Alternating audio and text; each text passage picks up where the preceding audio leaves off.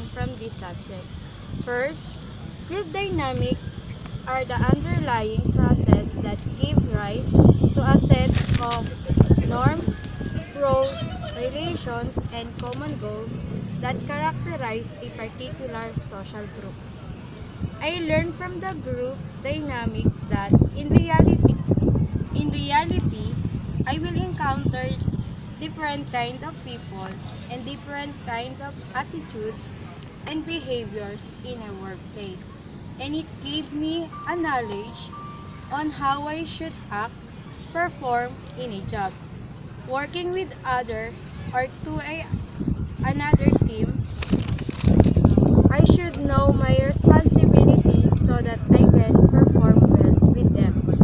Also, I learned how to manage myself in front of everyone and how I make a right decision. Let give let let me give you an activity that show how you will coordinate with your team or with other people, and I call it ball passer. The mechanics of it is each four group consists of 10 members and we need to form a zigzag group.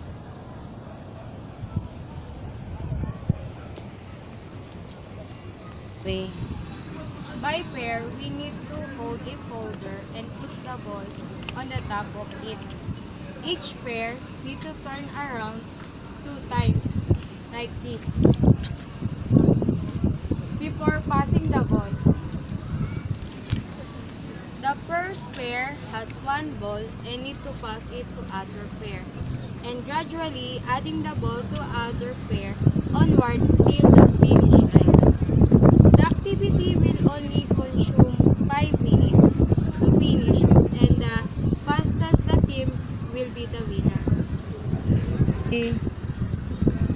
The rules from this activity is non-verbal. The ball should not fall, and if the ball fall to ground, you will start again. And you have 2 minutes to strategize, and you have only 2 lives to be used. And this is the materials we need to use: the folder and the ball. I will show you on how to play this activity.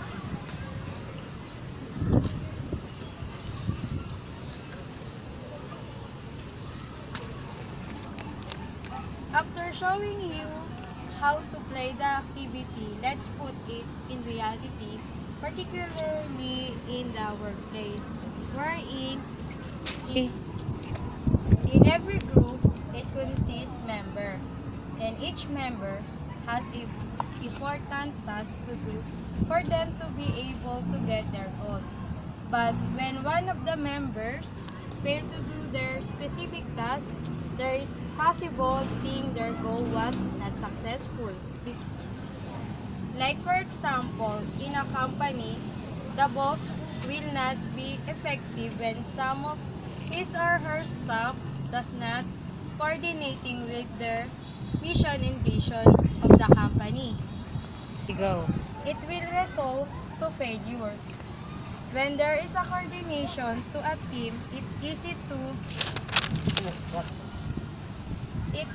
to balance everything, like the time and effort that we exerted for us to easy finish the task and lead us for a successful goal.